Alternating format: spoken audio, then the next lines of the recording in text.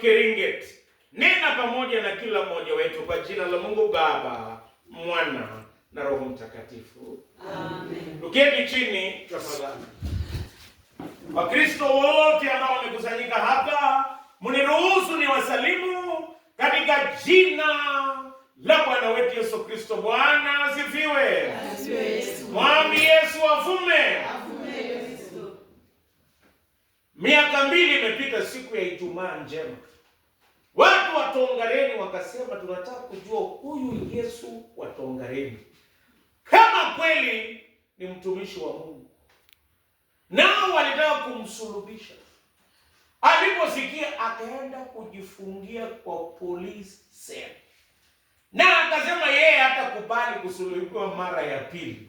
Lakini ukweli ni kwamba yeye sio Yesu Kristo. Leo nataka tuangalie alama za mtumishi wa Mungu.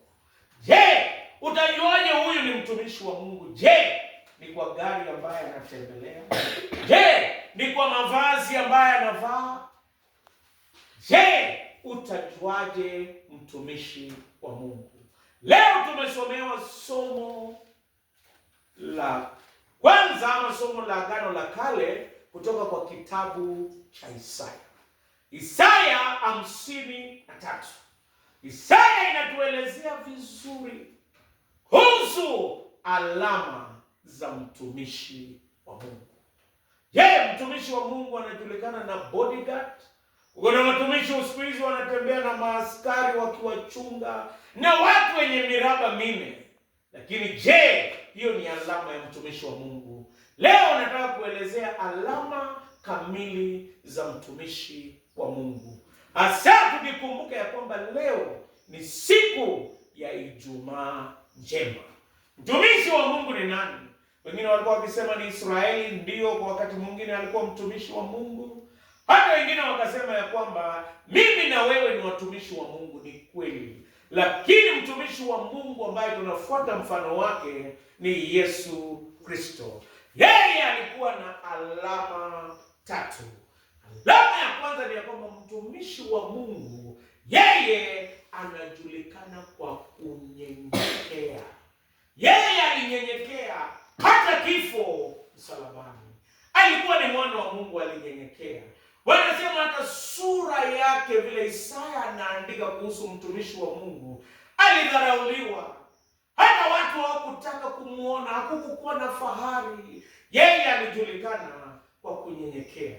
Nataka niwaambie wapendwa, mtumishi wa Mungu yeye lazima ajulikane kwa kunyenyekea. Bila unyenyekevu hakuna vile utakuwa mtumishi wa Mungu. Yesu Kristo alinyenyekea mpaka akakufa msalabani. Alitemewa mate lakini hakujibu neno lolote. Wakati mwingi sisi tunakosa kuwa watumishi wa Mungu kwa kunyenyekea. Mtu akikutukana, siku moja mwingine alikanyagwa kwa mguu, akasema stupid in Jesus name, hata mimi naweza kukutukana. Unafikiri siwezi kukutukana? Hata mimi naweza kukutukana. Alikosa alama ya mtumishi wa Mungu kwa kukosa kunyenyekea. Ninaomba wakati mwingi Mungu akusaidie ukuwe mtumishi kama Yesu Kristo aliyenyenyekea. Alichubuliwa, akatukanwa, akatemewa mate, lakini yeye alinyenyekea. Kunyenyekea wakati wote. Hata tukiwa katika ndoa yetu tunanyenyekea. Hata tukiwa katika huduma tunanyenyekea. Wakati mwingine kazi ya kanisa kufagia, unasema mimi kwani sina nyumba ya kufagia. Mungu anatuita kunyenyekea na kufanya kazi yake. Siku moja nilikuwa na mchungaji mmoja anaitwa Elkana Osiru, siwezi sahau. Na akanituma kuangalia kanisa na kuona kama kanisa limeoshwa, kwa sababu askofu alikuwa anakuja. Mimi nikaenda nikamwambia mchungaji, kusema kweli kanisa ni chafu. Wakristo Jumapili walikanyaga na matope na kanisa ni chafu. Na hakuna kitu ingebadilisha safari ya askofu. Hakukuwa na mwingine, ilikuwa ni mimi na yeye. Tukaamua kwamba hii kazi lazima tunyenyekee. Na kusema kweli tulipanguza kanisa na hatukuacha kuwa mapadri. Tuliendelea kuhudumu, lakini tukajifunza alama ya mtumishi wa Mungu ni kunyenyekea. Wakati mwingine kwa ushirika inastahili unyenyekee, uende popote, hata pahali ambapo unafikiri haustahili kwenda, tunaitwa kunyenyekea. Bwana asifiwe. Yesu alinyenyekea mpaka msalaba. Jambo la pili, mtumishi wa Mungu anajulikana kwa kuvumilia. Yesu alivumilia, akapitia mateso, alidharauliwa, akadhihakiwa, lakini yeye alivumilia. Nataka nikwambie, wakati mwingi tunapitia changamoto. Wengine wanafikiri kufa moyo, hata wengine wanafikiri kulalamika, na hata wengine wanachoka, na wengine wanasumbuka. Lakini mtumishi wa Mungu ananyenyekea na kuvumilia mateso mpaka mwisho. Yesu alivumilia mpaka akasema imekwisha, akamaliza safari yake. Nataka nikuambie, katika mambo yote mtumishi wa Mungu anavumilia mateso, changamoto mpaka mwisho. Hapo mwisho ndio kuna baraka, kuna faraja. Nimeona wengine wakifikiri ukitoroka ni suluhisho, lakini kama Mungu anataka ukae hapa, hata ukitoroka utarudi pale pale. Ni vizuri uvumilie mpaka mwisho. Kulikuwa na wamama wawili ambao kazi yao ilikuwa kuandika kwa kanisa, walikuwa wanaandika kila wakati. Hao walivumilia kwa kanisa, wengine waliwachekelea. Wakasema hata wamama wanakaandika ni kwa sababu nyumba yao ni ya matope. Sisi wenye ndio kwa permanent tunaendaje kukaandika kanisa? Lakini walivumilia. Wakaendelea kuvumilia. Wakafanya kazi ambayo ilikuwa imekataliwa na wengine. Mungu akawasaidia. Hata watoto walisomea kwa tabu. Umewaona watu wanaenda kwa harambee na wanatoa harambee kulingana na chakula yenye wamekula. Alikula mandazi na mahamuri, anatoa shilingi 30. Yaani kuna watu wanasumbua, kudharau na kuangalia chini. Lakini mtumishi wa Mungu anavumilia. Walivumilia. Watoto wakamaliza form 4, na siku moja hawa mama wawili wakaombea watoto wao wakienda selection ya polisi. Walikimbia, Mungu akawapa neema, mwingine akawa number 1, number 2, wakachukuliwa bila hongo. Walipoenda kwa kikosi waliweka fedha.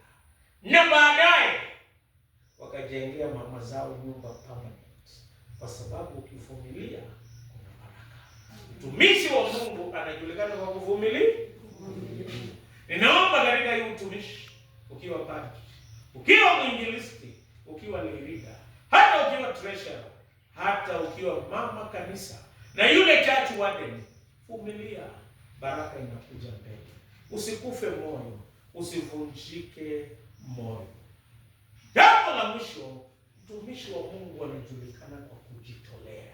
Yesu alijitolea kufa kwa ajili ya dhambi zetu. Na alijitolea kwa watu ambao hawapendeki.